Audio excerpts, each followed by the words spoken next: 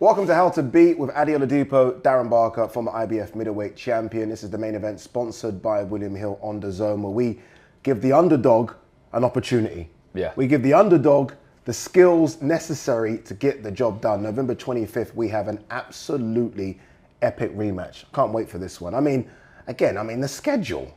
The schedule's ridiculous. The fact that this is almost going, I think, slightly under the radar a bit. Chantelle Cameron versus Katie Taylor 2. Chantelle Cameron last time beat Katie Taylor. Remember, this fight was at 140 pounds. Katie Taylor is jumping up to from 135 to 140. How does Katie Taylor get the underdog? The underdog Katie Taylor. It's crazy. Arguably the greatest female fighter of all time, alongside Clarissa Shields. We're not going to have that debate right now. How does she get the job done at 140, which I think is the first mistake, against Chantelle Cameron?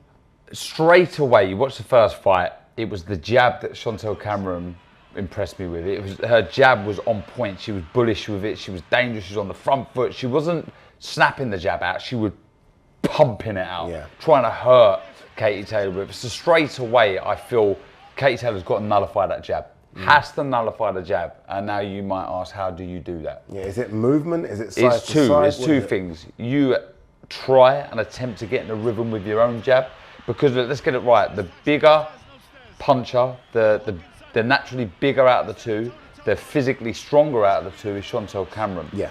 But the quicker, some distance, by some distance, and we see that, it's so evident in the first fight. So she'll have that experience in her pocket, if you like, Katie Taylor. But she was the quicker out of the two. Quicker hands, quicker feet, quicker defense, if you like, as well.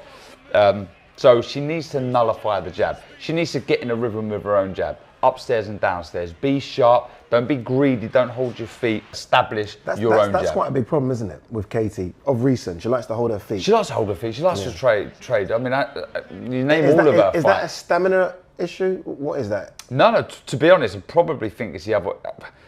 I wouldn't say, it may be a case of it being the opposite. That she's so fit and believes in her engine that she just wants to let hands go. Whereas I think she should concentrate on her feet a little bit more now, move and take the distance away from Chantelle Cameron. But first off, the jab is key. Establish your own jab and make sure you're not getting caught by Chantelle Cameron's. So that is the first way of nullifying the jab. The second way is to counter the jab of Chantelle Cameron. And I believe Katie Taylor can do this. She's got the ability. She's got the pedigree, she's got the ability, she's got the speed, most importantly. So when the jab's coming out from Chantelle Cameron, you've got two ways that you can slip this. You can slip on the inside, come over with the right hand, or slip on the outside of the jab, so it's whizzing past your left ear, and then firing back with the right hand.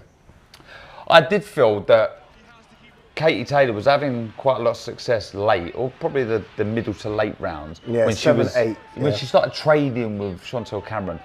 I did, however, think she got a little bit greedy at times, and she was letting too many shots go and getting caught. And Chantelle Cameron was having the last say of the arguments. I feel she's got to be a little less greedy now. So like I say, slip on the outside, right hand, left hook, right hand, roll, out. 3 shots maximum. Or slip on the inside, over the top, left to the body, left hook, out.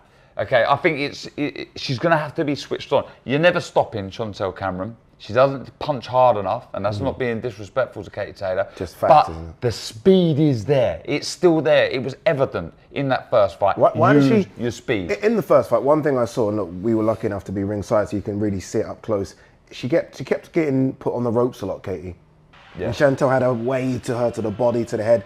How did she get away from that?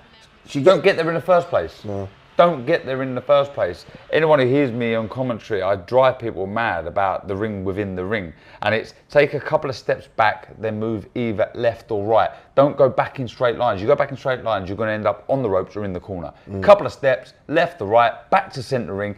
That way you've always got space behind you. All right, let's be consistent. I've asked you for percentage on all the other fights. I'm going to ask you now, percentage-wise, what are we doing? 70-30 Chantelle? 60-40? Because of how impressive she was in the first fight and at her more natural weight, I'm going to have to go, and I can't believe I'm saying it. 80-20? No, I'm going 70-30, Chantelle Cameron, but this is Katie Taylor we're talking about. This is This is Katie. In Ireland. In Ireland, one of the greatest, if not the greatest female of all time. I've got her a 70-30 underdog. With big risks come big rewards. That's what they say, right? That's what they say. Big fight, November 25th, live on DAZN. Can't wait for this one. the rematch, repeat or revenge. We're trying to, you know, maybe sell a bit of revenge here. It can happen. It can happen. Yeah, make sure you tune in live on DAZN for this one. November 25th should be an absolute cracker.